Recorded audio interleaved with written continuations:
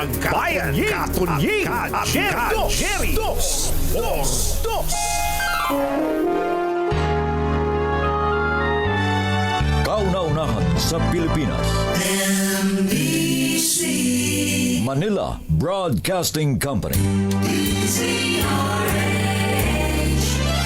DZRH. Member, kapisanan ng mga broadcaster ng Pilipinas. Member KBP, oras! Eksakto en punto. Alas 6 ng umaga. Balitang makatotohanan. Balitang maaasahan. ACS Balita. Walang makakaligtas. Walang makakalampas. Saan mang sulok ng kapuluan. Luzon, Visayas hanggang Kamindalawan. Basta't may balita. Ipagwagwagan ng sikat na tagapagbalita. ACS Balita. Kasama ang 2x2 tandem Anthony Taberna at Jerry Baha. ACS Balita. Ang programang ito ay hatid sa inyo ng ACS Manufacturing Corporation, ISO certified, maker of world-class quality Pride detergent. Araw ng Tuesday, June 2, 2026. Narito na po ang ulo ng ating ACS Balita. Big time oil price rollback, umarangkada na. Pilipinas at Vietnam lumagda sa 4 na kasunduan. DILG Secretary John Vic Remulla nakatikim ng mura at dirty finger sa anak na babae ni Senator Jinggoy habang ito'y inaaresto. Vice President Sara Duterte nakahabol sa deadline, ilang maletang sagot sa articles of impeachment na isumite na sa Senado. Bantay Senado inilunsad naman para tutukan ang impeachment trial ni VP Sara. 45 anyos na lalaki patay sa pananaksak habang naka-Facebook Live sa Parañaque City. Shabu Laboratory sa Mindoro. Nauna nang na-raid ng PNP, kayang mag-produce ng 1 tonelada. 1 toneladang shabu kada linggo.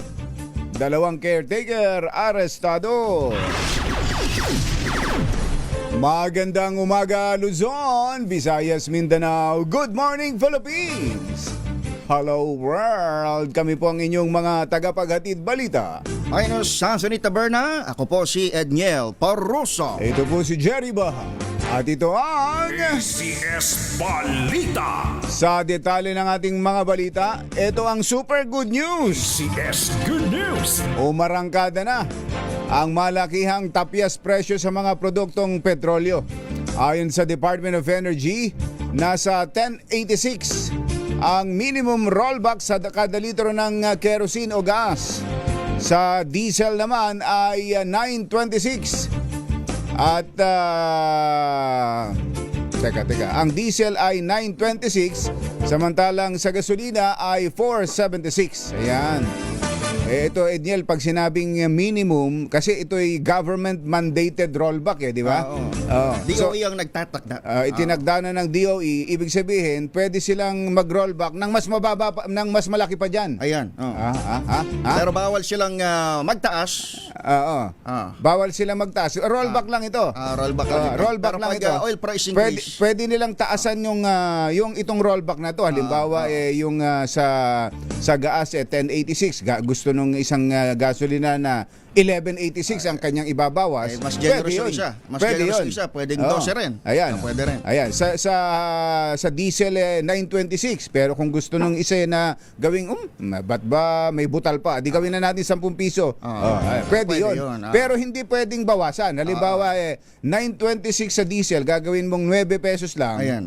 Hindi pwede yun. Hindi pwede yun. Hanggat may umiiral na state of national emergency. Ayan. Government mandated ang oil price rollback or increases. Ayan. Sinabi po ni Energy Secretary Sharon Garin, ang naturang major price adjustment ay senyales na malapit nang bumalik sa pre-war levels ang presyuhan ng langis. Sa iba pa nating good news, lumagda ang Pilipinas at Vietnam Uy. sa 4 na kasunduang nakasentro sa depensa, digital transformation, turismo at edukasyon. Kasunod dito na naging pulong ni na Pangulong Bongbong Marcos at Vietnamese President To Lam sa Malacanang kahapon. Aba. Ayon kay PBBM, ang nilagdaang Memorandum of Understanding para sa defense cooperation ng dalawang bansa ay maituturing na pivotal agreement na muling bubuhay sa dating naging kasunduan na ng Pilipinas at Vietnam taong 2010. Makatutulong naman ang MOU sa Information Technology at Digital Transformation upang matiyak ang produktibo at proactive umanong kooperasyon sa digital inclusion, e-governance at emerging technologies na mahalaga sa paglago ng ekonomiya. Nagkasundo rin ang Pilipinas at Vietnam na paigtingin ng air connectivity sa pamamagitan ng karagdagang commercial flights. Oo. Parang yung ginawa mo. Oo, mukhang kailangan nga talaga, ano? Palakasin ng student at faculty exchange para sa mas mataas na sistema ng edukasyon. Ayun. So ito palang, ano ba yun? Prime Minister o ang tawag nila? Vietnamese president. President ng Vietnam, andito pala sa Pilipinas. Andito. Tingnan mo nga, nagkasalisil pa pala kami. Nagkasalisip ako. Actually, hindi lang ikaw ang iniwasan. Sino pa? Sino? Talk mo kang may meeting kahapon. May meeting. Na hindi pinuntahan eh. Ganon. Oo. Ito hong, alam mo, ang Vietnam, naku, napakaraming Pilipinong nagpupunta ngayon doon. Nung mayroon akong may post na picture, ang dami nagsesa. Andito rin ako. Sabi nila ang Vietnam daw ay ang bagong Thailand pagdating sa Ganun ba? turismo. Sa turismo. Grabe. Grabe ang turista nagpupunta sa Vietnam. Tsaka ang mura kasi. Oo, yun yan. Ang mura. Ang mura. Lalo na kung nako, nabigla nga ako diyan sa yung napuntahan namin na yung Danang. Nako, napakamura ng lahat. Pati pagkain yung mga seafoods na dito sa atin gintong-ginto. Halimbawa lobster, yung mantis, pagdating mga doon crab. street food lang ang lobster. Pangkaraniwan lang doon. Ang mura. Tsaka yung mga iba pang mga bilihin mura. Pati transportation. Magugulat kayo yung sa Grab, pag nagbook ka ng Grab. Grab din sila. Makikita mo, mga nakalagay, 800,000. Ganun ang pera nila 1 million, mga ganun Pero pag kinuwenta mo yung bayad mo sa Grab, magugulat ka, ang mura pala. Napakamura. Tapos doon sa pinupuna natin lagi sa Vietnam yung dabing motor, di ba? Lalo na doon sa ibang lugar nila, sa Hanoi o kaya sa Ho Chi Minh, naglisaw ang mga motorsiklo. Pero pag titingnan ninyo, yung kwan nila, yung pagsunod nila sa traffic, lalo na yung sa speed limit. Nainip kasi ako nung bumibiyahe kami papunta doon sa Bana Hills kala ko mabagal lang magmaneho yung nakuha naming Grab. Yung pala lahat ganun, kahit walang sasakyan, sumusunod sila sa ang bagal ng andar. Sabi ko, talagang iba pala ang iba ngayon ang Vietnam. Tsaka yung Edniel, yung development sa kanilang lugar. Iwan na tayo. Sumisikat talaga ang Vietnam. Iwan na tayo. Kailan kaya sasabihin ng ibang Southeast Asian nations na ang Pilipinas naman ang bagong tourist destination? Sana gano. Yun ang panaginip natin. Yun ang pangarap natin na sila pag-uusapan nila ganito sa Pilipinas, ganito sa Pilipinas. Hindi ngayon to, nako. Iwan tayo. Di ba? Lagi ko sinasabi dati na ang Vietnam kailan lang nakatikim ng escalator. Kailan lang nakatikim ng elevator. Nako po, inang. Iwan ang Pilipinas. ACS Balita. Lalo na dahil sa mga pangyayaring pangpolitika. Eto na. Nakapit na sa Quezon City Male Dormitory Jail sa Payatas si Senator Jinggoy Estrada dahil sa kasong plunder. Kasunod ito ng arrest warrant na inilabas ng Sandigan Bayan 5th Division laban sa kanya dahil sa manoy pagkakasangkot nito sa maanumalyang flood control projects. Pasado alas 8 kagabi nang dumating si Estrada sa QC Jail sakay ng puting Lexus SUV kasamang 2 police motorcycle escorts, 1 police coaster at 3 iba pang mga sasakyan. Bago ito'y sumailali muna ang senador sa booking procedure sa PNP Criminal Investigation and Detection Group. Una nang sinabi ni Estrada na voluntaryo siyang sumuko sa PNP, ngunit pinabulaan na naman ito ni DILG Secretary John Vic Remulla at iginiit na inaresto nila ang senador sa loob ng Senado. Nag-dirty finger at minura ng anak na babae na Senator Jinggoy Estrada, si DILG Secretary John Vic Remulla, nang arestuhin ng senador dahil sa kasong plunder. Ayon sa kalihim, nagkaroon ng kaunting tensyon sa pagitan niya at ng anak na Estrada, ngunit batid niyang naging emosyonal lamang daw ang nabanggit na anak ng senador dahil sa pagkakaarestuhan ng kanyang ama. Gayunman, hindi matukoy ni Remulla kung sino doon sa 2 anak ni Senator Jinggoy ang nagmura, ang nagtaas ng dirty finger laban sa kanya. Nabatid na may na may 2 anak na babae sa Estrada, sina Janela na siyang Undersecretary ng National Authority for Childcare at si Julian. Sa Estrada at 4 na iba pa ay ipinarasto ng Sandigang Bayan kahapon kaugnay nga ng non-bailable na kasong plunder matapos masangkot sa flood control scandal. Meron palang ganung pangyayari, ano? Alas 6:11 ang ating oras. Maya pa ba kekongan ni mga kabalen? Gising na ba kayo? Isang bagong citizens network na tinawag na Bantay Senado ang inilunsad sa De La Salle University na binubuo ng 350 volunteers ng mga estudyante, young professionals, mga abogado, academics and civil society groups na magbabantay at susubaybay sa impeachment trial ni Vice President Sara Duterte. Ang Bantay Senado ay isang non-partisan citizens monitoring network na pinangungunahan ng Team Pinas Foundation na naglalayong bantayan ang nalalapit na Senate impeachment trial upang mapagalagaan ng isang fair constitutional process. Ayon kay Professor Clive Arguelles, convener and spokesperson ng Bantay Senado, wala silang kinikilingan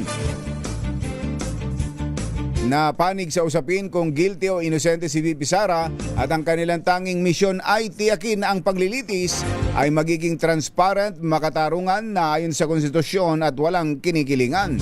Sinabi ni Professor Arguelles na naniniwala sila na mahalagang mabantayan ng publiko ang proseso ng impeachment trial at integrity nito at magsisilbi silang citizens watchdog para ma-monitor ang kilos at pagganap ng mga senador na magsisilbing hukom sa impeachment proceedings. Naisubitin na ng kampo ni Vice President Sara Duterte ang kanilang sagot sa Articles of Impeachment kahapon bago ang tinakdang deadline. Bit-bit ng kanyang legal team ang 5 maleta na naglalaman ng mga dokumento, kalakip na mga ebidensya kung saan hiniling nila sa impeachment court na ibasura ang kaso.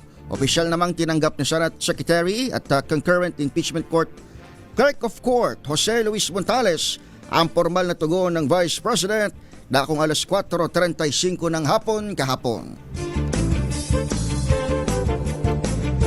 Alas 6:14 ang ating oras.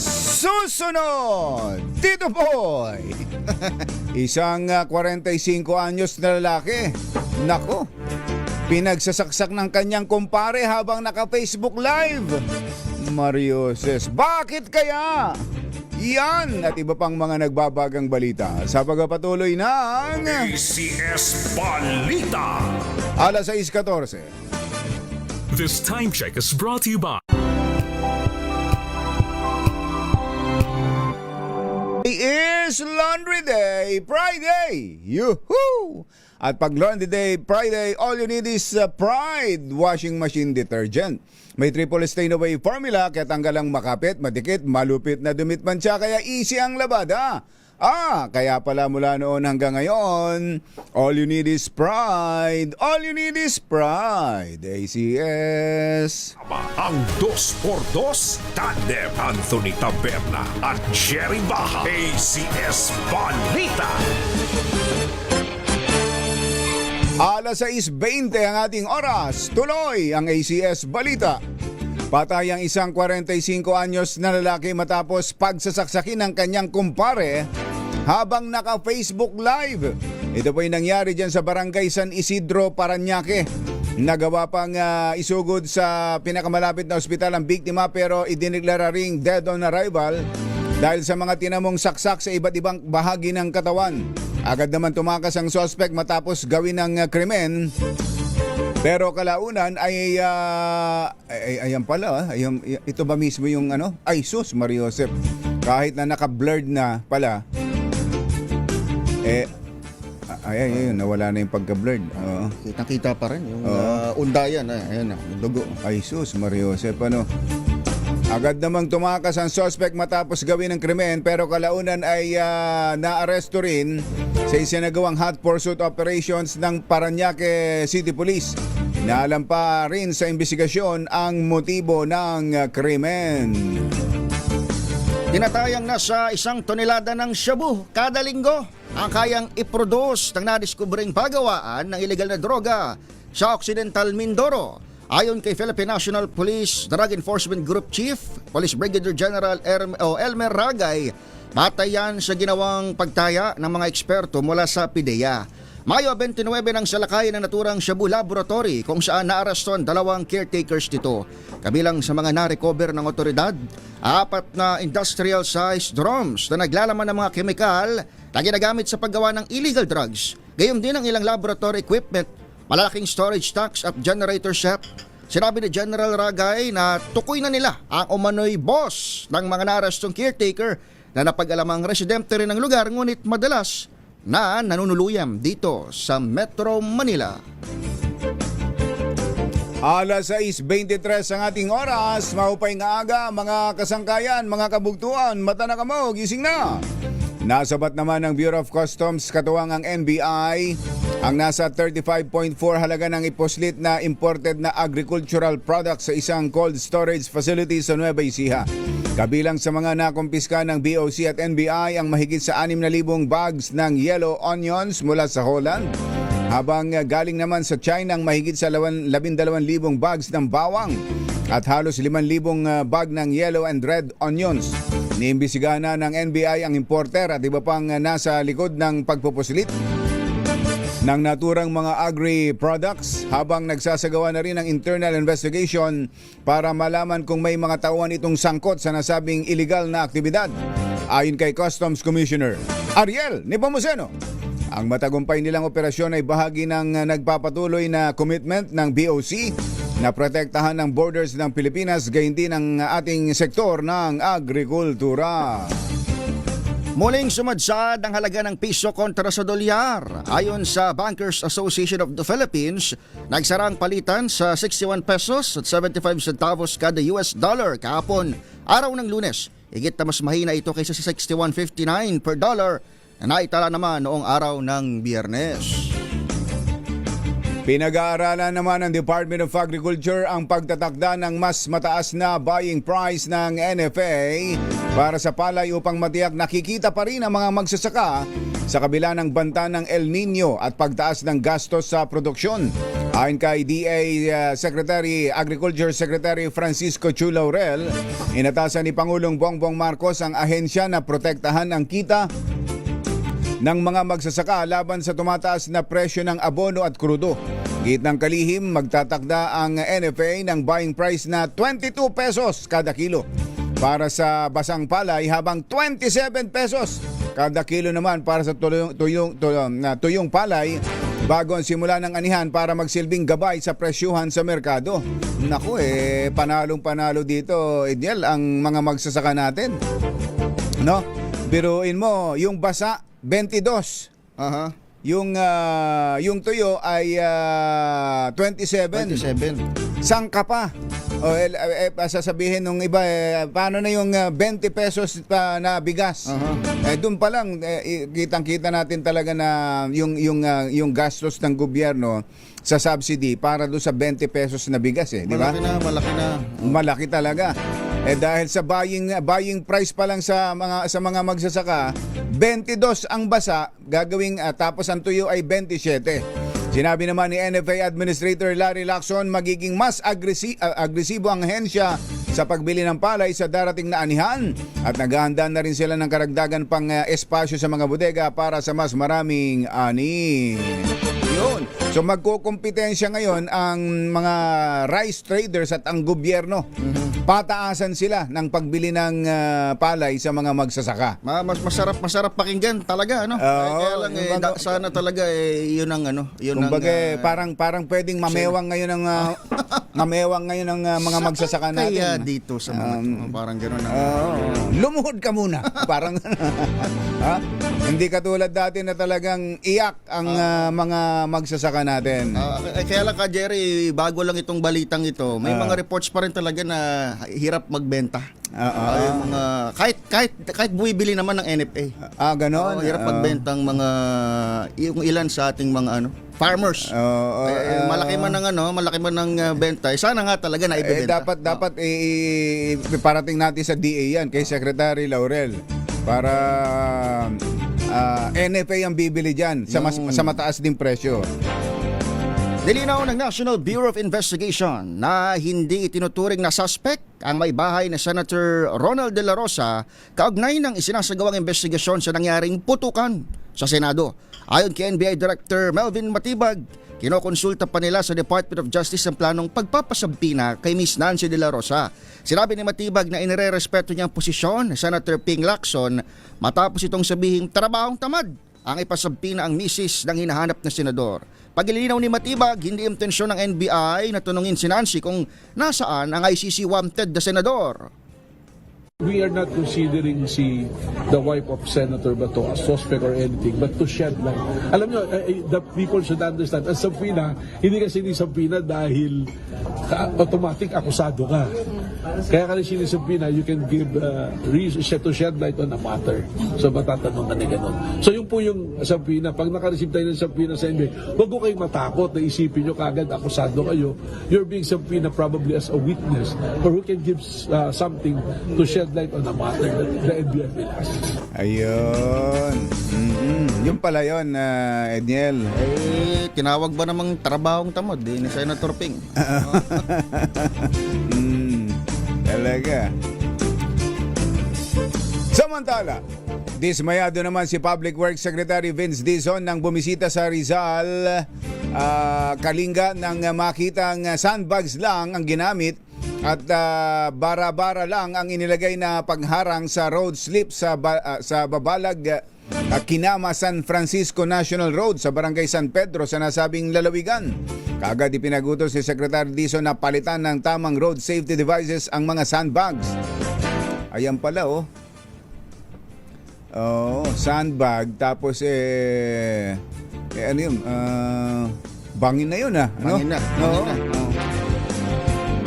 Kasunod na rin ito ng utos si Pangulong Bongbong Marcos na tiyakin ang kaligtasan ng mga motorista at commuter sa mga pangunahing lansakan, partikular sa mahalagang daan ng mga magsasaka sa Kalinga.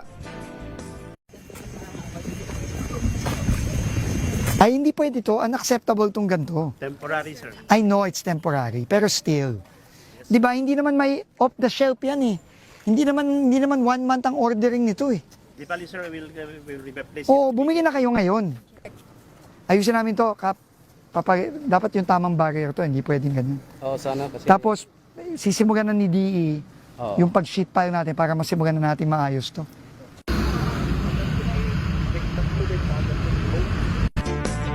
Di ba ganyan yung nangyari doon sa yung nagbibisikletang nahulog sa bangin, Edniel? Na walang barrier, walang sapat na Yung lugar safety measures. of all the places talagang dyan pa sa Kalinga. Ganyan puro bangin po dyan puro siko ang kalsada. Mabuti na lang at nag-i-inspection si Secretary Vince Dizon. Naghatid ng kabuuan ng ating ACS Balita. Ito po si Jerry Baha. Ako naman si Edniel Parrosa. Kasama ang 2x2 Tandem Anthony Taberna at Jerry Baha. ACS Balita. Ay. Saan daw ba ngayon, Kuya Edniel, ang ating malakas promo? Kasama ang Charm Fabcon Purple Eternity, ang ating malakas promo ay nandyan sa Barangay Rosario, Sa lungsod ng Pasig. Sa Pasig, lagi mong iniikutan Ayan na. kapag ikaw ay nasa field. Ayan. Niel, Oo. Good morning sa Barangay ating mga- Rosario, Pasig. Mga kababayan dyan sa Bicolandia. Bicolandia. Bakit Bicolandia? Si Mayor Bico. Bicolandia. Sa Barangay Rosario, Pasig City, nandiyan ang team ni RH6 Sherwin Alfaro. Diyan sa yung binanggit mo yung Bicolandia ni Mayor Vico, 'di ba kaya nagkaroon ng chismis sa charter change? Aha. Merong nagsusulong na amyendahan ng konstitusyon para babaan ang age limit sa Ayun. pagtakbong presidente para kay Mayor kay Vico. Mayor Vico. Oo. Pero paulit-ulit na sinasabi ka, Jerry, kapag natanong natin kung tatakbo sa higher position, halos sungitan na nga yung mga nagtatanong. Dahil paulit-ulit na lang din ang sagot. Dahil nakukulitan na siya. Nakukulitan na. Talagang ganun. Kapag kahit naman yung sino ang may plano, kapag ngayon inamin mo kaagad ngayon, mamumroblema ka na. Iba naman ang diskarte kay BP Sara na maaga nagsabi. Iba talaga. iba. Kaya yung pagtutulak sa politika minsan matutuwa ka, minsan maiinis ka rin Yun. tulad ni Mayor Vico, parang inihuhulog niyo ako sa kamatayan yan para sigurong gano'n ang naiisip ni Mayor Vico. Pero talagang lalo yung mga younger ang age ka, Jerry, may talaga may clamor. Parang gano'n ang naghahanap ng bago kasi talaga bago. Yun nga, not necessarily Mayor Vico naman. Basta bago. Basta bago. Yung wala pang hindi pa tainted. Ganun talaga totoo nga naman itong mga nasa laman ng mga balita natin paulit-ulit lang Sila rin at sila. At sila rin ang mga nakakasuhan.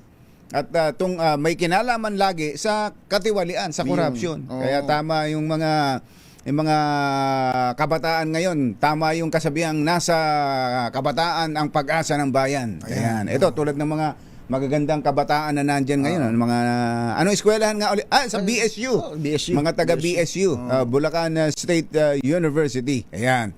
Pagbutihin ninyo at subaybayan ninyo mabuti ang mga takbo ng politika sa ating bayan. So sa mga taga Barangay Rosario, lakasan na ninyo ang inyong mga radyo, telebisyon o anumang gamit ninyo sa pagsubaybay sa 2x2 sa DZRH dyan sa Pasig para kayo'y swertehin sa araw na ito. Ayan para kayo'y magkapera. Ayan, at may mga goodies pang dadala si Sherwin at syempre para kayo'y magkaroon ng medium component. Ready na ba kayong tandaan ang ating word of the day para manalo ka ng DZRH Mini Component? Eto na! Ang ating word for the day ay Boycott. boycott. Saan daw ba galing yung boycott na yan?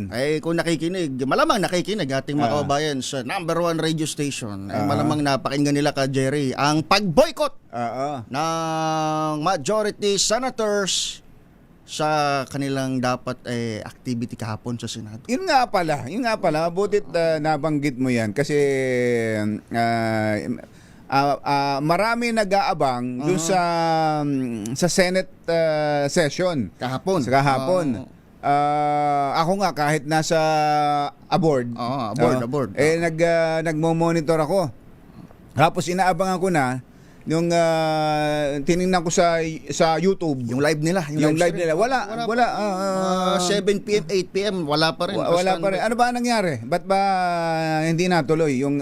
Nagkaroon ba sila ng session nung mas maaga-aga? Hindi ko lang na kung sa umaga, pero sa hapon talaga wala. Wala na. Nandoon yung minority, pero wala ni isa doon sa majority senators ang sumulpot. Dahil nangyari na nga yung pag-aresto kay Senator Jinggoy. Si Senate President mismo nagpuntang Camp Crame. Oo. Parang nung puntahan nung arestuhin ni Senator ni Secretary John Vic, andun mismo si Senate President Alan Peter Cayetano. Mamaya nga ipakita natin yung video, tapos sinamahan hanggang CIDG. Yun. Kaya wala na naging session. Wala na. Sabi naman ni Secretary John Vic, ang pagsama daw ng Senate President ay pagpapakita lamang ng solidarity. Ayun. Doon sa kanyang co-member sa majority. Sa ganon. Hindi naman masama. Wala namang hindi naman pinagbabawal yung ganyan, pero kaya lang yun nga hindi nangyari na wala ng sesyon kahapon dahil diyan sa pangyayaring Ang yan. tanong tuloy ng mga kababayan natin, tablado na ata, 11-11 na. Ganun Kung ba? sakali, oo. Yan ang inaabangan talaga. Oo. Pero hindi pa rin magpapalit ng leadership kapag 11-11. Oo, hindi pa rin. Kailangan lamang yung Lamang, oo. isa. Kailangan ng 13. Deadlock pala. Kailangan ng 13. Kapag 11-11 lang, Onsehan lang ang tawag doon. onsehan lang, hindi oo. mapapalitan. Hindi mapapalitan. Hindi magkakaroon ng pagpapalit ng liderato. Ayan. So subaybayan natin yan, mga Ang, Senate development. series. Mamaya. Oras po natin, 6:36 ng umaga. Balitang makatotohanan, balitang maaasahan. ACS Balita. Ang programang ito ay hatid sa iyo ng ACS Manufacturing Corporation, ISO certified, maker ng world-class quality Pride detergent. This time check is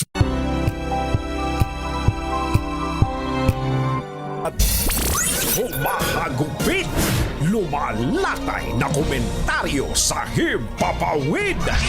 2 por 2. Walang takot sa paghimay sa masalimuot na isyu ng bayan.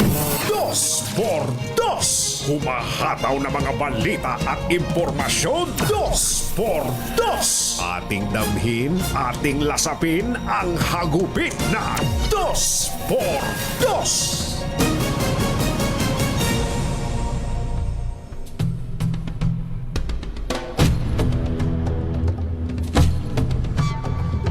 Balik kulungan si Senator Jinggoy Estrada matapos ipaaresto ng Sandigan Bayan sa kinakaharap na 573 million pesos na kasong plunder at graft kaugnay ng flood control scandal. Ang kasong plunder ay isang non-bailable offense at ito na ang ikatlong plunder case na kinaharap ni Estrada sa pool noong 2001. Nahaluan ng tensyon ng pagsisilbi ng warrant kay Senator Jinggoy nang tangkain ni Senate President Alan Peter Cayetano na harangin ang pag-aresto sa kaalyado. Kaya nagkasagutan pa sila ni Secretary John Vic Remulla. Ito rin ang dahilan kaya hindi nakadalo sa plenary session ng mga miyembro ng majority bloc. Mahigit 2 oras ding naghintay ang 11 miyembro ng minorya at mga bisita sa loob ng session hall ng Senado at wala nagsabi sa kanila na kinansela na ang sesyon. Nakita na lamang nila ito sa social media.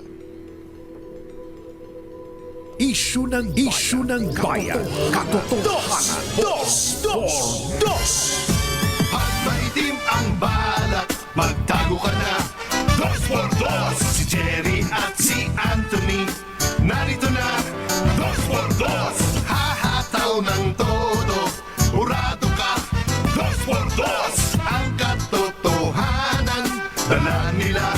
2 por 2. Walang sinasamba pali, maniwala ka. 2 por 2. Hataw ng gusto, tol, umasa ka. 2 por 2. 2 por 2.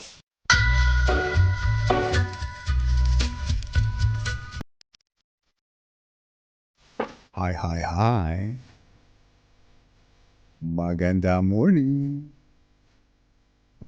Magandang umaga, bayan! Ito po si Jerry Baha. Sa ngalan ho ni Katunying, ako naman ho si Edniel Porroso. Kumusta kayo mga textmates, mga text partners, mga kapamilya, kapuso, kapatid, kabarkada, mga kapitbahay? How are ya? Nasubaybayan nyo ba ang mga pangyayari kahapon? Talaga naman, no? Ma-aksyon, dyan pa rin sa Senado. Kaya pala meron na naglunsad ng bantay Senado. Ayan. Ano kaya babantayan nila? Kausapin nga natin mamaya yung mga taga-bantay Senado. Ano ba ang gusto nilang bantayan dyan? Nakakatuwa ka, Jerry, na yung mga socio-civic organization ay nagpaparamdam sa mga panahon ng krisis. Actually, bago yung Bantay Senado, just few days back, mayroon ding inilunsad na Truth Commission. Truth Commission. Tungkol naman ito sa extrajudicial killings. Ayun. Tapos ngayon naman itong Bantay Senado. Bantay Senado. Bagamat marami naman sa atin talaga nagbabantay sa Senado. Nagbabantay naman talaga. Nanonood, sinusubaybayan ang mga pangyayari. Kaya nga lahat nakaabang dahil lang ang sinabing magiging now showing kahapon. Ang inaabangan ng now showing kahapon ay dyan sa plenary ng Senado pero hindi nangyari. Dahil bago sila umabot sa plenary ay may mga pangyayari. At yun nga yung pagdating doon ni Secretary, may video ba tayo noon, Mother? Yung video na nakatayo si arestuhin ni Secretary John Vic Remulla. Sige nga, i-play nga natin yun. Tapos ang nagsasalita, pumipigil, si Senate SP. President Alan Peter Cayetano. Baka pwede mo nga maihabol yun. Yung tagpong yun. Dahil gusto arestuhin. Pero ang sinasabi ni SP Cayetano, wag dito. Wag dito sa loob ng Senado. Wala pa sa kasaysayan daw. Ang natuloy ang ganong klase ng aresto. Bagamat syempre, pag fact checkers ang tinanong, may mga ganong eksena na before. Si Senator Trillanes ba noon paano inaresto? Kung di ako nagkakamali, sa loob din ng premises. Sa Senado rin. Sa Senado. Ang malinaw sa Criminal Investigation and Detection Group ka, Jerry, yung mga kaso na below 6 years ang parusa. At saka during mismo ng sesyon. Hindi Yun pwede. Hindi pwede. Pero malinaw sa PNP kapag over 6 years ang parusa, kagaya niya, talaga. Tatawagin na natin sa madaling sabi, patay na oras. Sa loob ng mataas na kapulungan. Ito. Panoorin nga natin. Pakinggan at panoorin nga natin yung tagpong yan. Usapan natin sa labas. Okay na usapan natin sa standard. Okay na usapan natin sa labas. Hindi ka rin ng sinabi. We will walk. We will go out. You cannot. No. Even during Flores time, hindi ginawa to. Even during Flores time, sa loob na did not allow. We are ready. We're going to walk him out. You can arrest him right outside the gate. He is respect the institution. This is not about Pinoy. We're going out. No, don't leave him his right here. He can be arrested right there. So if you don't want him to make a statement there, sir, just outside the gate, we're gonna walk 5 minutes. This is the Senate of the Philippines. It's never been done. It's never been done. Salonga stood up for Enrile.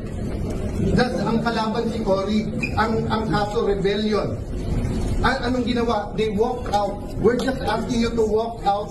But let's walk. Let's walk. You're arresting me. Sir.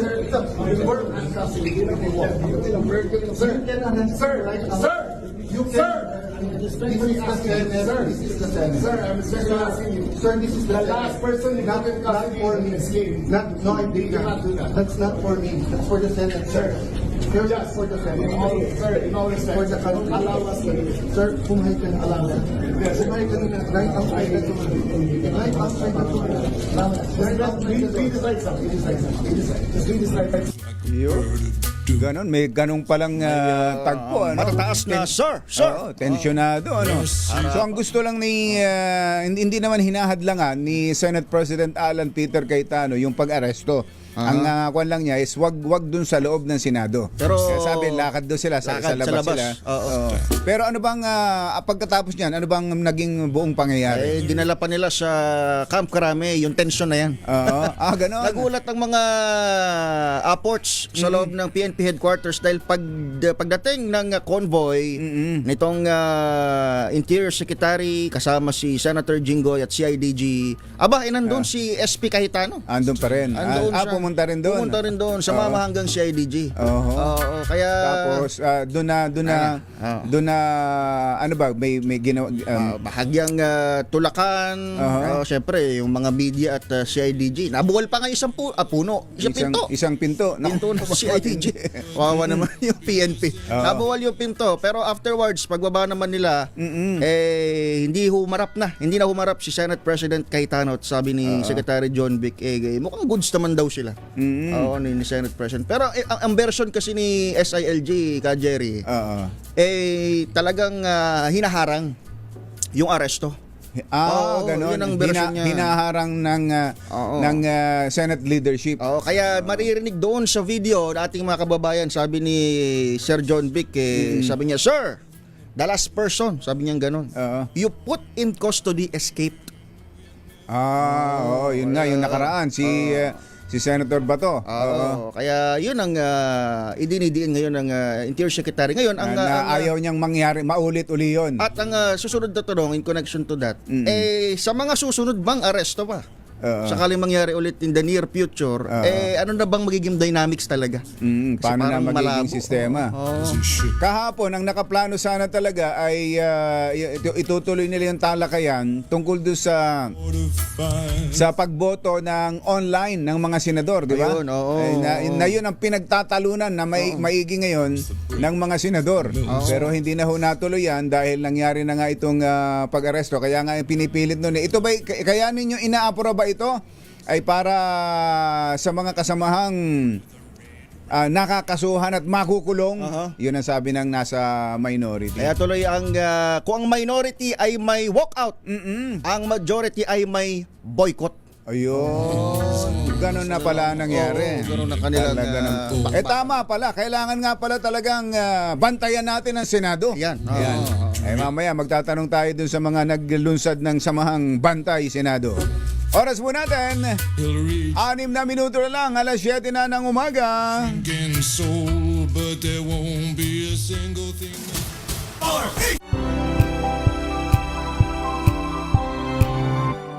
Dos por dos.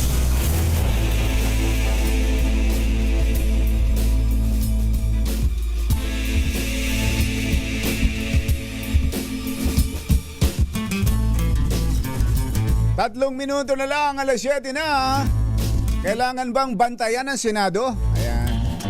At anong pagbabantay ba ang kailangan gawin dyan? Sino-sinong magbabantay? Ayan. Sino-sino? Meron bang partikular na babantayan o lahat sila? Ayan. Sige nga.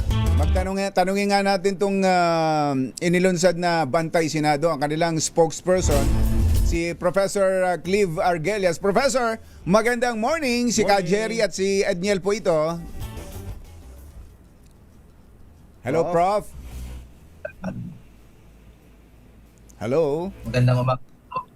Ayan. Magandang umaga po. Opo, kumusta po kayo? Mabuti naman po.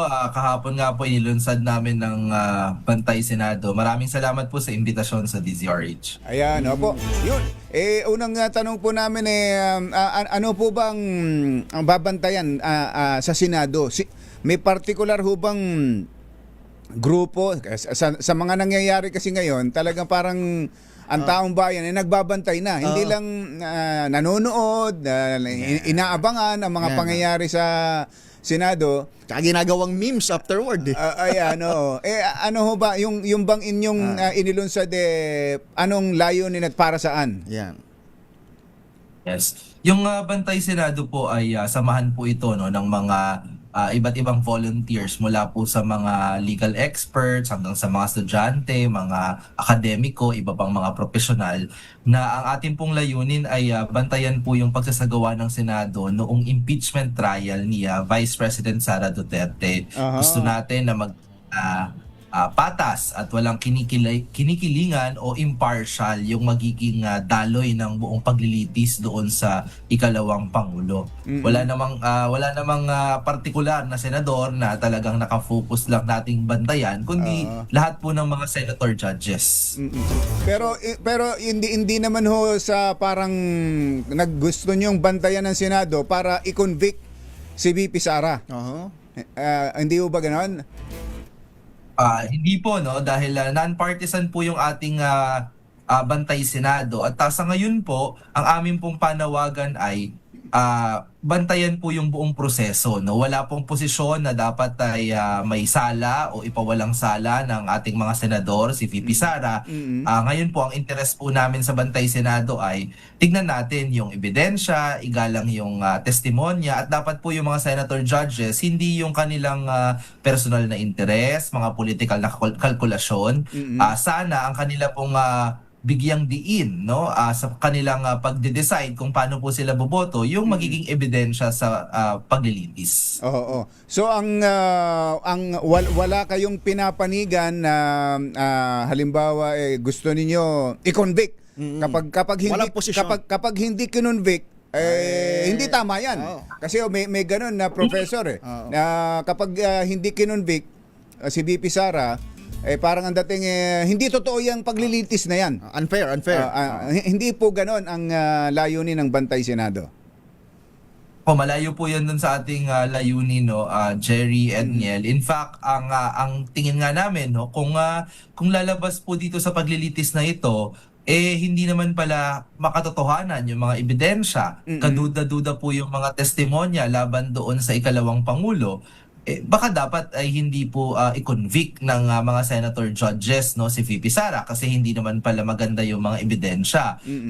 Gayon din, kung lalabas naman po sa paglilitis na may sapat na ebidensya, maganda po yung mga testimonya, wala tayong pagdududa, dapat ay maging batayan nyo ng mga senator judges kung dapat ba talagang makonvict si VP Sara. So sa ngayon, kasama po kami ng mga marami ding mga Pilipino na susubaybay doon sa impeachment trial kung papaano po ba lalabas yung mga ebidensya dyan. Kaya nga ang gusto po namin ay yung mga senator judges, sana ngayon, dahil hindi pa naman nag-uumpisa talaga yung paglilitis, walang prejudgment. Bukas pa po yung kanilang isipan, bukas pa po yung kanilang sariling posisyon doon sa pagtakbo ng buong paglilitis. Kasi kung ngayon pa lang, may hatol na sila na convicted na o acquitted na, baka maapektuhan po yung proseso, di ba? Na hindi na ipakita yung mga ilang testimonya, hindi na ipakita yung mga ilang ebidensya. Kaya sa tingin namin, mahalaga yung Bantay Senado para mabuo po yung proseso ng paglilitis. Kasi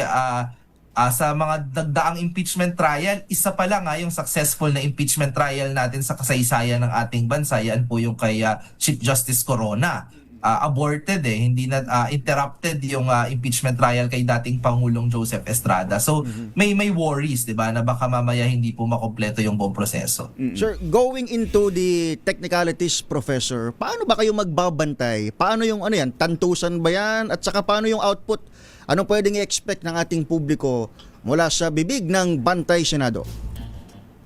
Yes, una po, no, gusto natin na makilahok yung mga ordinaryong Pilipino. Sa huling survey po na nakita namin na kalahati ng ating mga kababayan, isa sa bawat 2 Pilipino ang nagsasabi wala silang sapat na kaalaman kung ano pong nangyayari dito sa impeachment proceedings na ito. Kaya minabuti namin na kami po ay magbabarangay-barangay, pupunta sa mga simbahan, eskwelahan, para po magtalakay tungkol sa impeachment. Sa panahon din po ng impeachment trial, meron po kaming isi-set up na mga community watch venues, no, mga lugar po yan sa iba't ibang panig ng bansa na pwede po silang pupunta at manood ng live, no, kung sila po ay hindi makahanap ng ibang pamamaraan na manood po ng sesyon.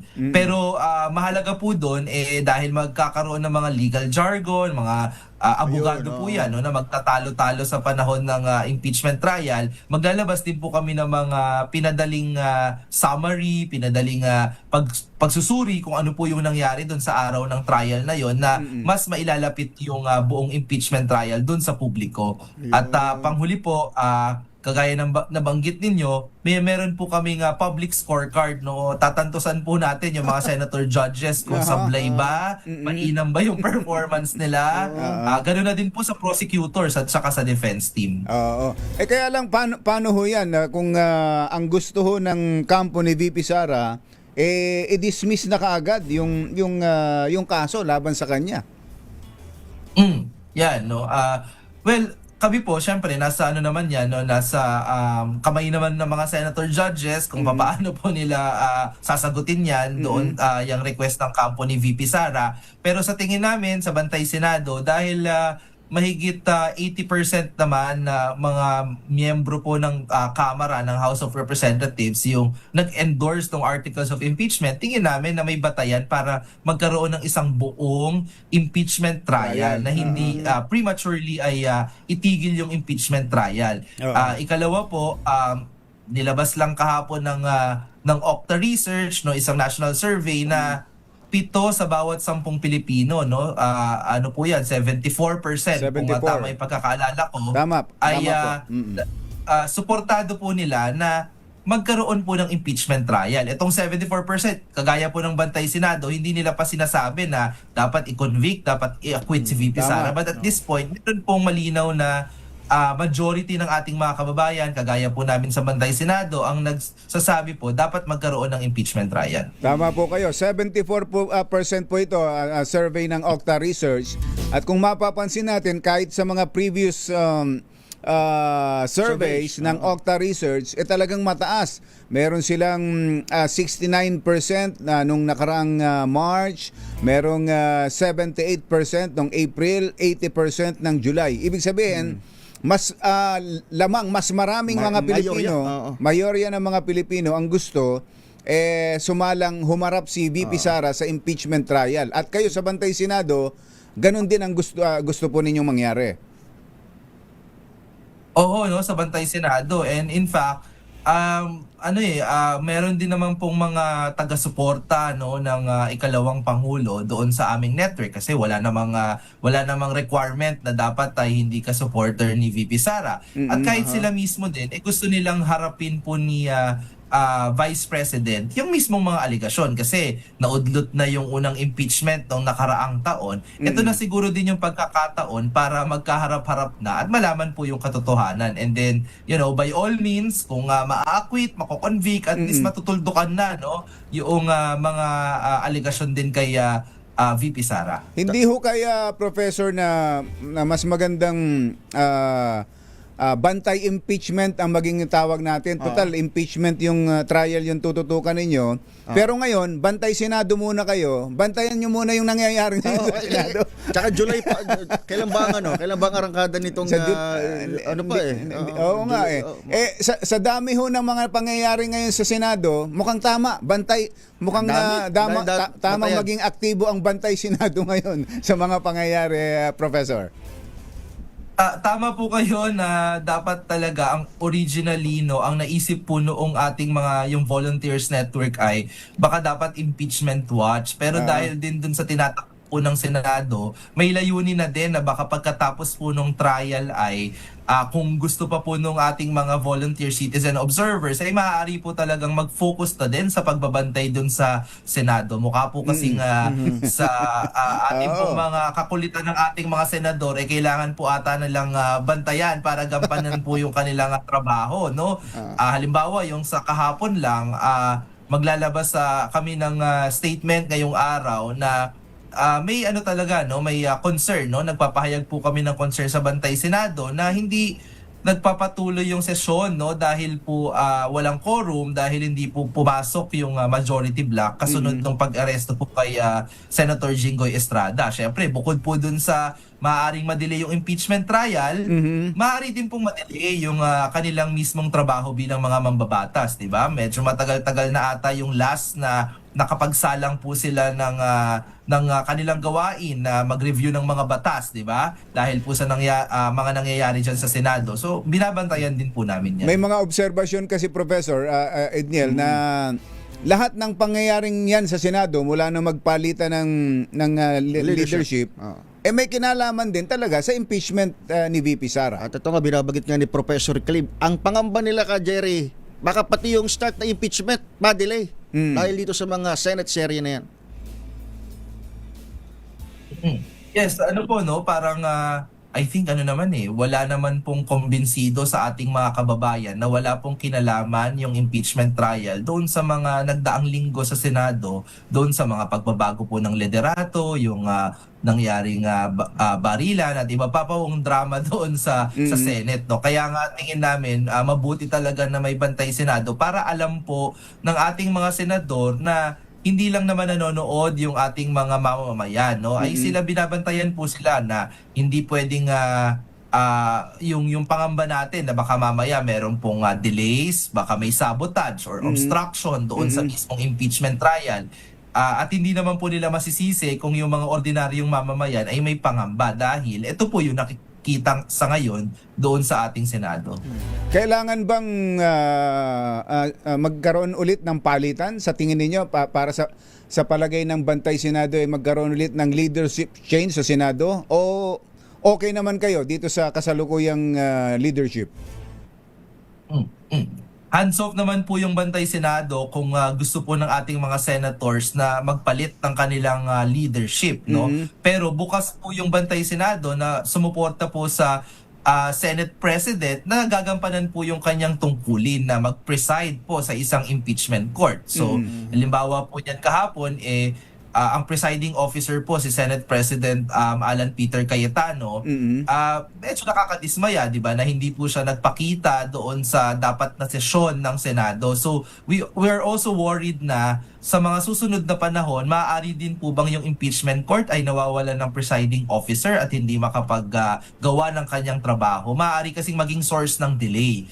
So kung yan po, sa tingin ng Senado, baka mas mainam na may ibang presiding officer, so magiging susuportahan po yan ng Bantay Senado. At napakahalaga po sa isang impeachment trial na yung ating presiding officer ay katiwa-tiwala, source po ng katotohanan doon sa buong proceedings kasi mahirap na nga po yung laban ng fake news sa labas ng Senado. Mahihirapan pa po kung hindi kakampi ng taong bayan yung presiding officer ng impeachment court, no?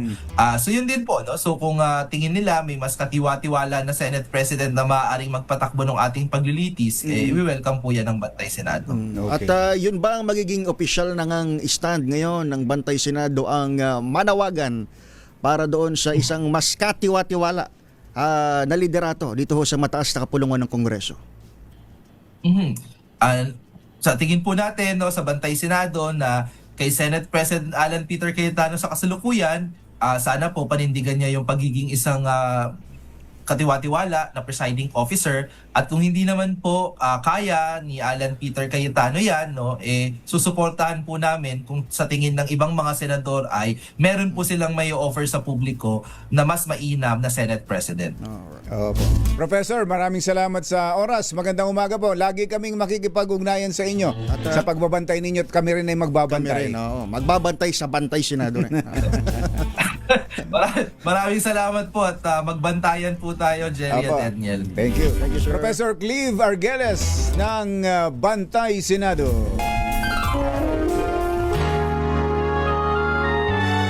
Kauna-unahan sa Pilipinas. Manila Broadcasting Company. DZRH, member, kapisanan ng mga broadcaster ng Pilipinas. Member KBP, oras. Kapopoy, alas 7:13 ng umaga. Balitang bagong-bago. Balitang dapat alam mo. Balitang magdadagdag ng talino. Dahil bagong impormasyon, makibalita. Unang-una sa DZRH. Pangunahing balita. Kasama ang 2x2 tandem nina Anthony Taberna at Jerry Baha. Araw ng Martes at 2 ng Hunyo 2026. Narito na po ang ulo ng ating mga pangunahing balita. Senator Jinggoy at iba pang co-accused nakapit na sa New Quezon City Jail sa Payatas. Dating Secretary Bonoan naka-hospital arrest naman. Senate President Cayetano tinangkaraw harangin ang pag-aresto kay Senator Jinggoy, John Vic at Cayetano nagkasagutan. SB 11 ng Senado, Winnie Monsod binatikos ang majority senator sa hindi pagdalo sa sesyon. Kampo ni Vice President Sara Duterte pinababasura ang articles of impeachment, Kamara pumalag. 74% ng mga Pilipino pabor na ituloy ang impeachment trial laban kay VP Sara. At Philippine National Police CIDG may lead na sa kinaroroonan ni Senator Bato. Magandang umaga Luzon, Visayas, Mindanao. Good morning Philippines! Hello world! Kami po ang inyong mga tagapaghatid balita. Sa ngalan ho ni Anthony Taberna, ako si Edniel Parrosa. Ito po si Jerry Baha. At ito ang Pangunahing balita.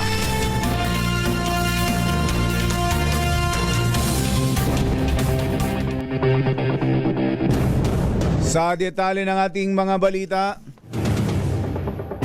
may bagong lead ang Criminal Investigation and Detection Group hinggil sa kinaroroonan ni Senator Ronald Bato de la Rosa, ngunit patuloy pa itong bine-verifika.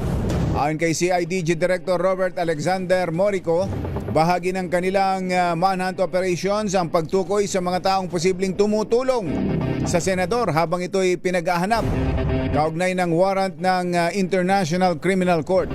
Sinabi ng CIDG Chief na may minomonitor silang sightings bilang bahagi ng manhunt operations laban sa senador. Samantala, nagsagawa ang CIDG noong nakarang linggo ng 4 na magkakasabay na operasyon sa Parañaque, Bulacan at Pampanga, pero bigo pa rin silang matunton ang senador. Mayorya ng mga Pilipino, 74% ang sumusuporta sa pagpapatuloy na impeachment trial laban kay Vice President Sara Duterte. Lumilitaw sa latest survey ng Octa Research Team na mas mataas ito kumpara sa naitalang 69% noong Marso, kung saan 21% ang tumutol at 3% ang undecided. Nagmula sa Metro Manila ang pinakamalakas na pagsuporta na nakapagtala ng 84%, sinundan ng Luzon na 78%, Visayas na may 77%, at Mindanao kung saan bagamat mababa, 54% pa rin ang naitalang sumusuporta sa impeachment trial. Ikinatuwa naman ito ng House Prosecution Panel at sinabing patunay na ang impeachment ay mahalagang mekanismo upang mapanagot ang mga nagkasalang opisyal ng gobyerno. Hiniling naman ng legal team ni Vice President Sara Duterte na ibasura ang impeachment case dahil sa kakulangan sa proseso at walang matibay na basihan. Sa kanilang isinumiting sagot sa Sara Duterte impeachment case, iginit ng depensa na ang paratang tulad ng misuse of public funds, unexplained wealth, bribery at itong pagbabanta ay hindi umabot sa constitutional na pamantayan na kailangan para magpatuloy ang paglilitis. Welta naman ni Lead Prosecutor Panel Congresswoman Jervil Luistro, mahalaga na magpatuloy ang impeachment trial para maipaliwanag sa publiko ang mga akusasyon at para tulungang makapagpasya ang mga botante sa susunod na eleksyon. Tututulan ng House Prosecution Panel ang anumang pagtatangkang mabasura ang impeachment case laban kay Vice President Sara Duterte. Ayon kay Lead Prosecution Panel Jervil Luistro, mahigpit nilang kokontrahin ang anumang motion para i-dismiss ang kaso sakaling may ilang senator judge ang maghain nito sa pagdinig ng impeachment court. Gate ni Luistro, malinaw ang rules on impeachment ng Senado na nagsasaad na ang proseso ay dadaan sa paglilitis at magtatapos lamang sa conviction o acquittal at hindi sa pagbasura ng reklamo. That the Senate rules on impeachment does not speak about dismissal. The rules neither speak about remand nor about clarification. Ang sinasabi lamang po ng Senate rules on impeachment, trial. And after trial, the judgment is either conviction or acquittal. Ang tinig ni Congresswoman Jervil Luistro. Alas 7:19 ang ating oras. Mamigay muna tayo ng pera dahil may nanalo na dyan sa Barangay Rosario, Pasig. Ando ng ating RH6 Sherwin Alfaro. Sherwin, go, go, go! Yes, Jerry at Edil. Ayan, delay lang yung monitor ko. Dahil ngayong umaga, meron tayong nahuling swerteng nakikinig palagi sa kanyang radyo. Pakita mo yung radyo mo, Kuya Christian. Ito, DCRH. Ayun. Pilipinas. Yun, talaga naman. Anthony Taberna, Jerry Baha. Goy. Aba, tuloy, kompleto na. Pati yung... Isa daw bata pala ng mic. Kuya Christian, ilang taon ka na? 35. 35. 35 years old. Si Kuya Christian kasi merong anong condition niya, ate? Mahina kasi yung pag-iisip po niya. Mahina po ang pag-iisip ng kuya ko. Ano ka? Ang lakas kaya ng pag-iisip na. Tingnan mo, nasabi niya lahat ng iniisip pa lang namin, sinasabi niya na. Hindi pa tinatanong kung sino. Oo. Ayan. Malakas yung pag-iisip ko, malakas. Malakas. Oh. Oo. Malakas talaga dahil magkakapera ka ngayon. Oo. Dahil sino paborito mga announcer sa DZRH tuwing umaga? Si Anthony Taberna at si Jerry Baha. Anthony Taberna, Jerry Baha, ito meron kang 1,000 pieces. Yehey! Ikaw kuya, yehey. Thank you. Salamat po, salamat, Anthony. Oo, nako, pero kailangan makuha mo rin na Kuya Christian yung ating word of the day para makuha mo yung ating medium component. Yung sa DCRH, medium component. Ano yung word of the day? Boycott. Boycott. Yun, boycott. Sinagot na kanina. Kaya dahil ka nakuha mo yung ating medium component, balik sa atin ang Astron, alagang Astron, alagang mga asahan at syempre meron ka rin tatanggaping grocery mula naman sa ACS at sa DZRH at syempre bangong kabloom ang uniforme ng inyong mga bata at ng inyong mga mahal sa buhay kapag ginamitan ng Charm Popcorn Purple Eternity. And speaking of gagamitan ng Charm Popcorn, ito na ang pinakabago disenyo ng DZRH t-shirt. Yan. Salamat po. Ayan. Salamat po ka Anthony. Napabigyan niyo po sa amin ng ng cash. Tsaka sa mga binibigay niyo po sa amin. Ka Jerry, wala pa si Tunying. Pa po si Ka Jerry. Si Ka Jerry po. Ano Salamat pangalan po, ni Jerry. ate? Ano pangalan ni ate? Ako po si Journal Ret. Jernel. Taga Pasig Tamo po. Okay. Kapatid ko po si Christian. Okay. Anong kinabubuhay ninyo? Anong hanap buhay, Jernel? Hindi po masyadong marinig. Hanap buhay. Dito po, nagnenegosyo po ng karinderya. Karinderya. Ayan. Yan ba yung karinderya sa likod? Kanila ba yan? Naki-breakfast na naman si Yan, Sherwin. oo. Nako, napakasarap. Ano ba ang Napakasarap makakain ng dyan? menudo, napakasarap nitong pakbet, adobo with egg, paksiw na bangus. Ako, napakasarap niyan. Tapos meron pang Kakagutom. para sa mga diabetic na ginisang ampalaya. Ampalaya. Ayan. Sino nagluluto? Ako po. Aba, Yun. talaga naman. Ay, may pandagdag na kayo. LPG. Thank you. Opo, salamat po. Ako, maraming salamat at syempre sa mga nais manalo ng 1,000 pieces. Laging tumutok sa DZRH. Baka na sa sunod nating winner sa DZRH Mala Cash promo kasama ang Charm Popcorn Purple Eternity. Aris number 6, Sherwin Battle Faro DZRH. Una sa Pilipinas, una sa Pilipino. Thank you, Sherwin. At dyan sa mga taga-barangay Rosario, Pasig. Susunod! Nakita namin dito kanina si Morley, ha? Sino itong dating sexy actress na naisipang ipatanggal na ang kanyang implant boobs? May implant boobs? Naka-implant pala ito? Sino yan? Yan at iba pang mga nagbabagang balita sa pagpapatuloy ng Pangunahing balita. 7:23. This time,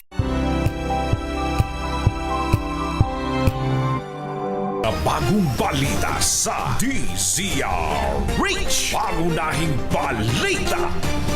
Alas 7:30 na.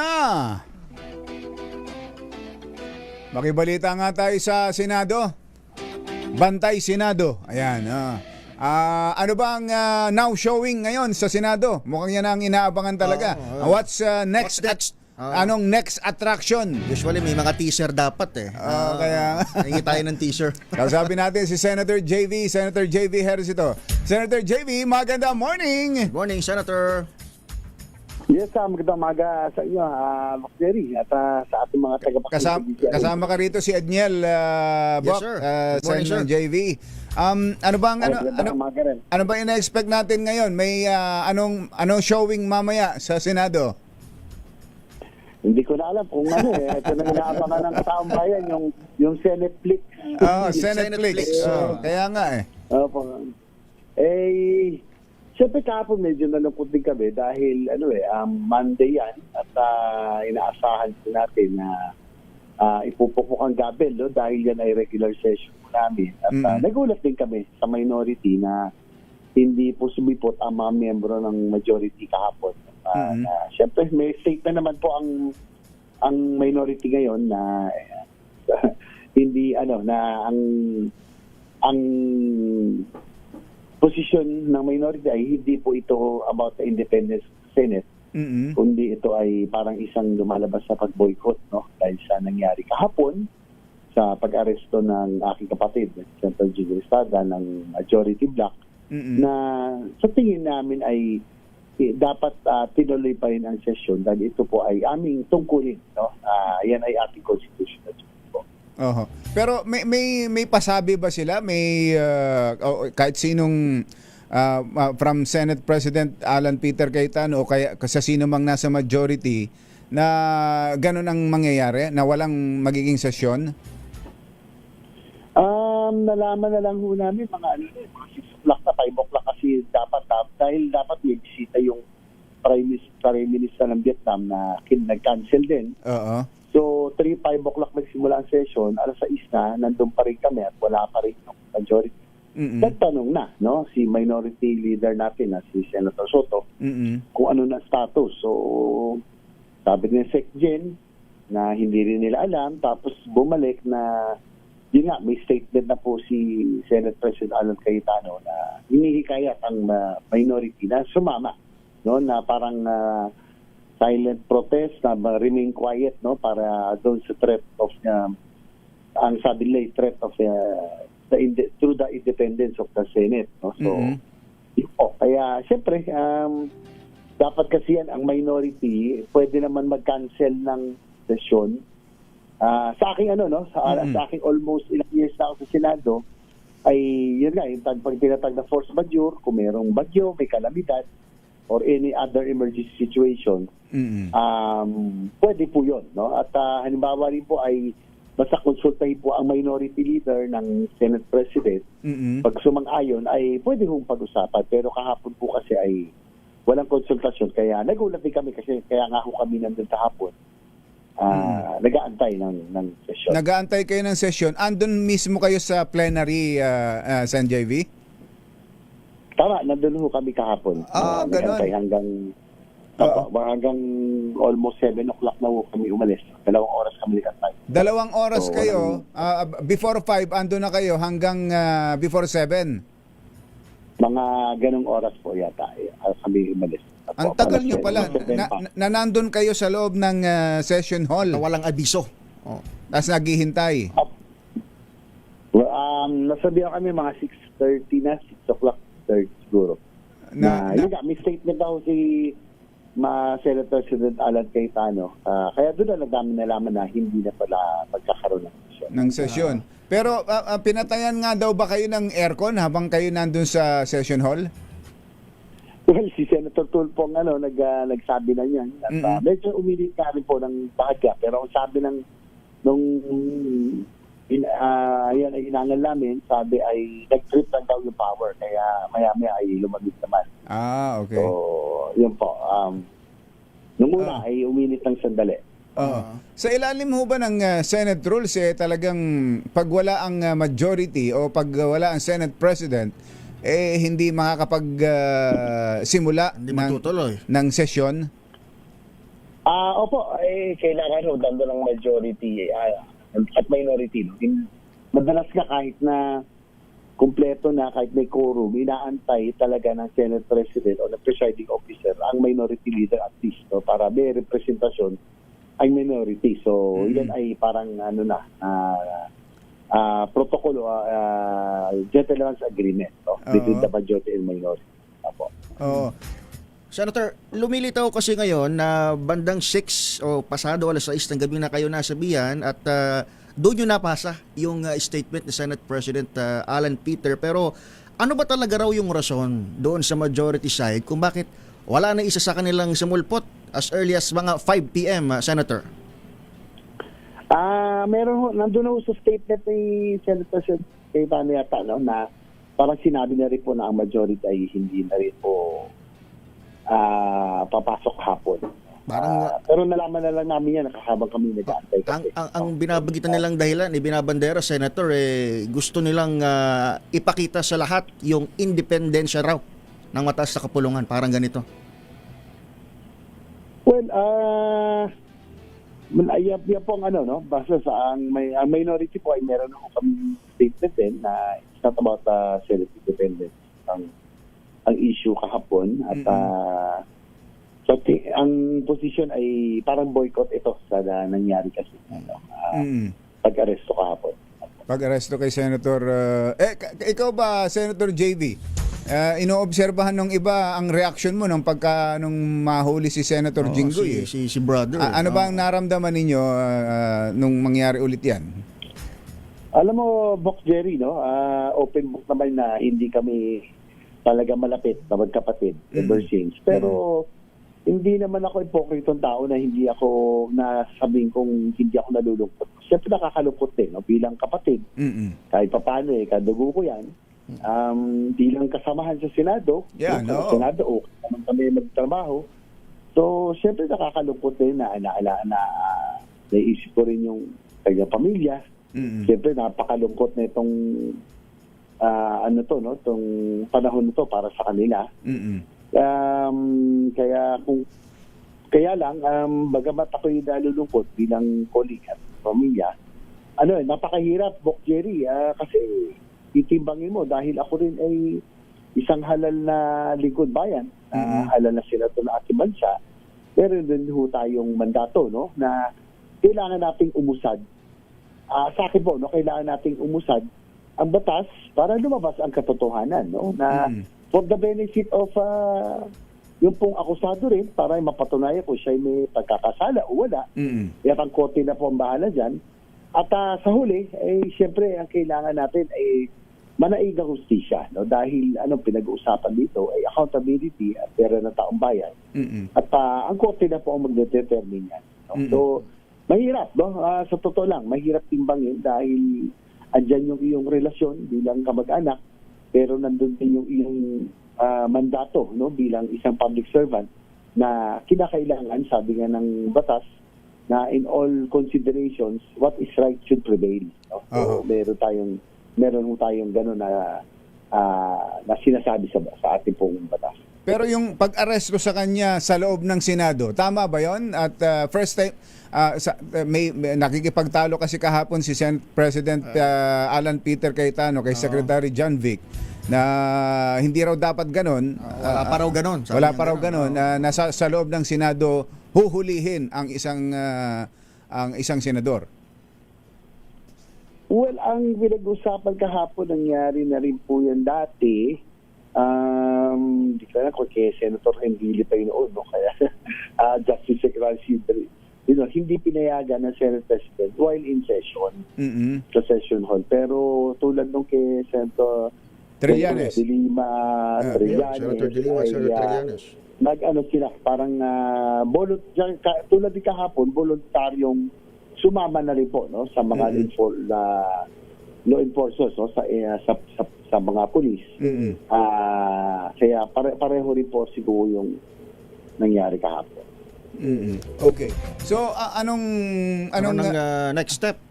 Doon sa minority side, Senator, sapagkat lagi na lang bang ganito? Ayan ang tinatanong nating mga kababayan, kung hindi walk out sa minority, mayroon namang boycott sa majority, Senator.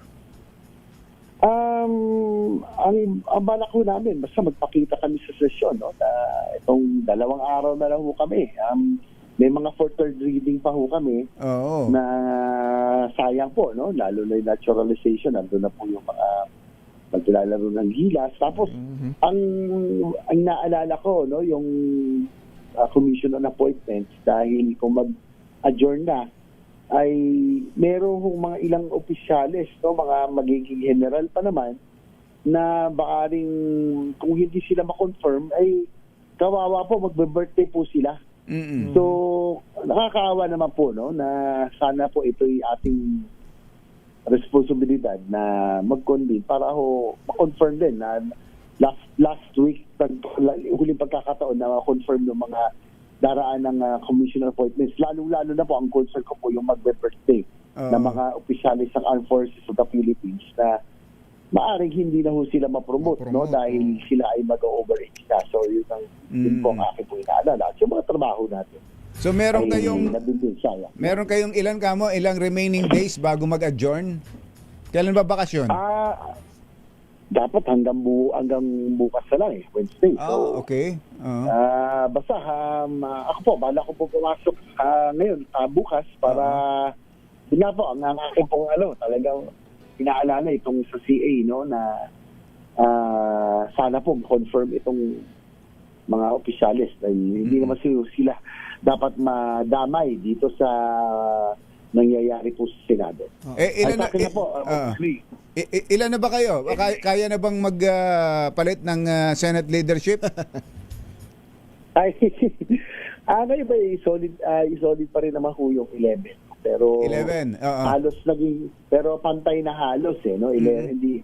Ang to change the leadership in 13. 13. Yan po ay nasa konstitusyon. Pero sa ngayon, on the floor, it's a tie. 11-11 na ho sa ngayon. Kung papasok ko ng kompleto ang lahat. At ang andun pa rin sa ipinupush na si Senator Win Gatchalian ang ilalagay kung sakasakali. Well, yan po ang yan po ang napupusuan ng minority bloc, no? Alternate. Gano'n naman po yan no? Pero sa akin na po ay itong sa Senado naman, minority, majority, ang importante trabaho. And more than often than not, lalo na Bokdiel na sa taon ko dyan. Nagkukross tayo party lines, lalo na kung sa mga sa mga importanteng panukala. No? Pero ngayon lang, siyempre ako, I have to be honest, nalulungkot ako sa nangyayari sa Senado bilang institusyon dahil siyempre, matagal na rin po ako dyan. Ako'y nasa pangalawang termino. Mahal ko po ang institusyon ng Senado. At yan nga po ang tinitingala at inaasahan ng mga sambayan ng Pilipino bilang last bastion of democracy, no, na talagang yan ang inaasahan na tumindig lagi. So, tama. At siyempre, nalulungkot ako sa totoo lang dahil kahit papano merong damage ang institusyon sa ngayon sa mga recent events na kailangan natin sana pag-isipan lahat na kaming mga senador, paano natin maibalik. Sana pag-isipan natin, majority man o minority, paano natin maibalik ang tiwala ng taong bayan, paano natin maibalik ang dignidad ng Senado. Kaya yung iba, ang hinihintay na lang talaga yung magkaroon ng bagong Senate President na hindi masyadong na-involve nitong mga nakakaraan sa kontrobersya. Kaya nga si Senator Win ang nababanggit. Sa tingin ninyo may chance pa bago mag-adjourn, Senator JV? Ano po? May chance pa ang Senate leadership bago kayo magbakasyon? Hindi natin alam kasi alam mo, sa ganyang kanipis, napakanipis kayo, lalo kayo, tayo na 11-11. Very fluid nangyari na rin po ito ng mga mga ilang senado nung nakaraan na pag ganito kanipis talagang nakakatatlo, 4 na palit sila Senate President sa loob ng 2 taon. Diba? Nangyari na rin po yan dati, so hindi naman po yan bago. Tignan natin. Ako lang po, sana makabalik na tayo. Ako po, pinag-usapan natin ng huling interview.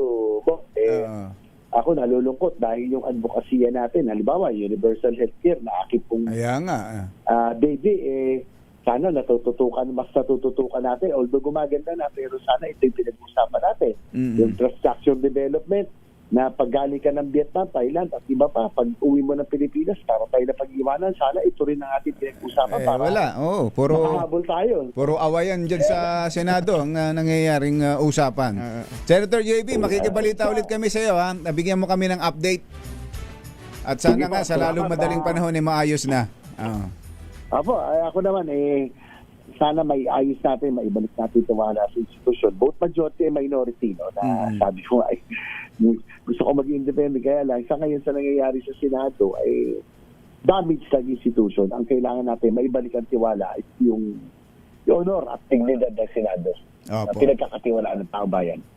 Salamat, Senator JV. Thank you, sir. Good morning. Salamat, bye-bye. Senator JV Ercito. Mga nangunguna at mga bagong balita sa DZRH. Pangunahing balita. 747. This time check is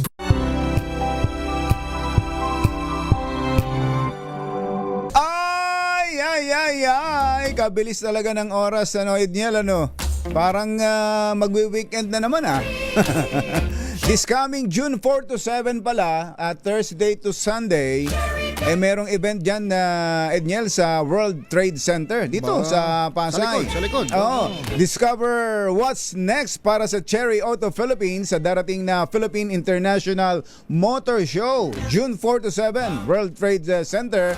Maaari nyo rin pong i-test drive dyan ang kanilang 7-seater plug-in hybrid electric vehicle na Cherry Tiggo REV, 7-seater MPV na Tiggo Grand Tour at Tiggo Touring. Mga sasakyan na mayroong comfort, technology, safety features at space sa hatid ng Cherry Auto Philippines para sa inyo at sa inyong pamilya.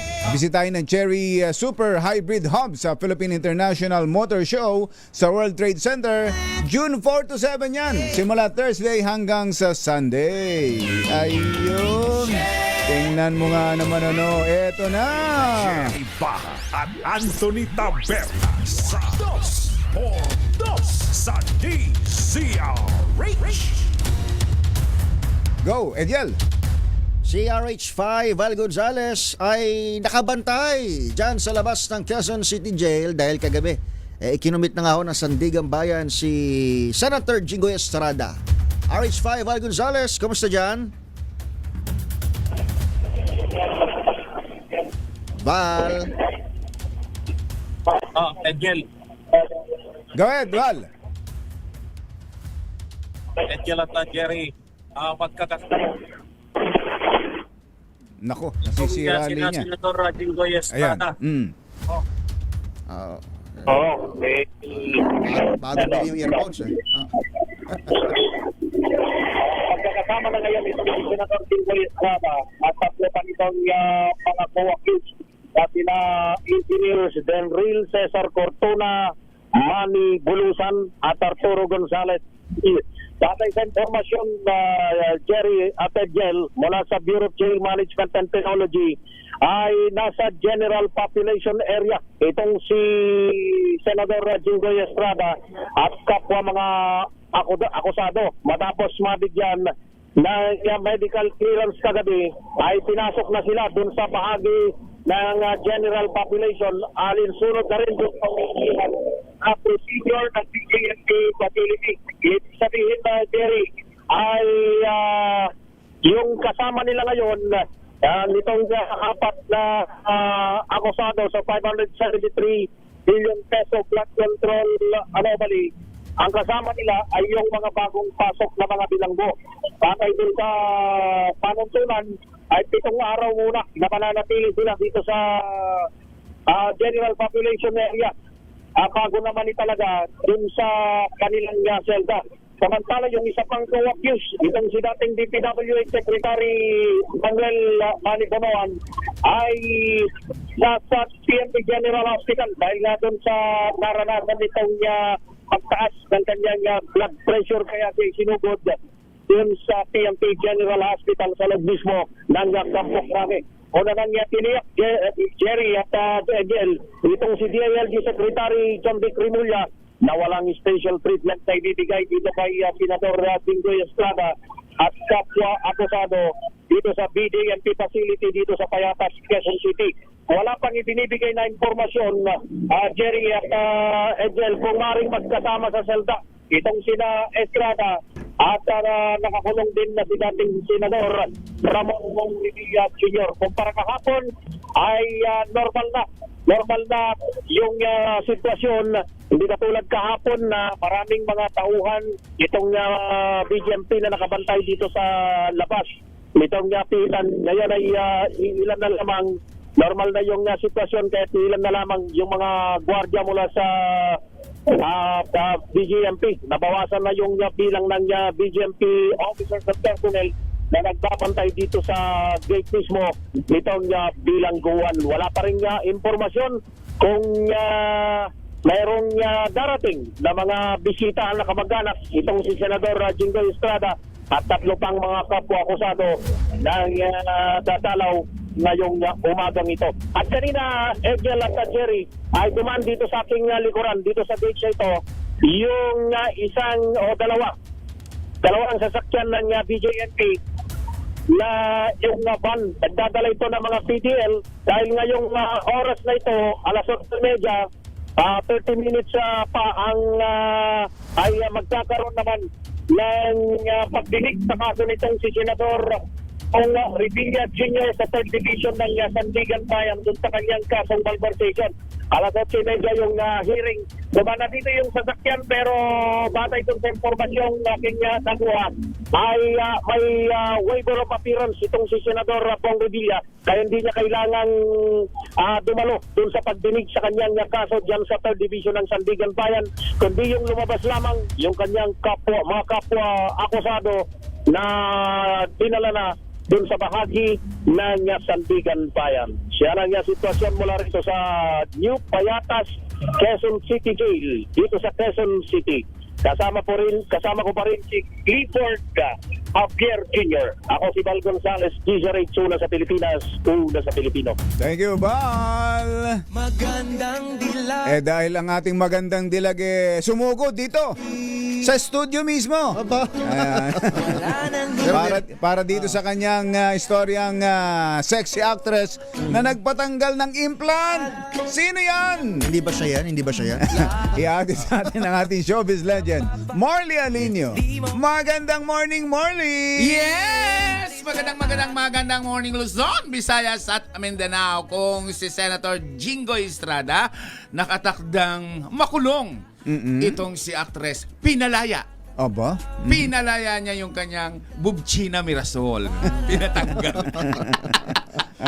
Oo, pinatanggal itong sexy actor, dating sexy actress, ang kanyang malaking Bubchina Mirasol dahil implant lang naman yun. Ganon? Implant lang pala yun? Paano ba namang... laging tinitingnan sa picture nila kayo na. Oo, parang bao. Parang tunay. Implant lang pala. Hindi gumagalaw.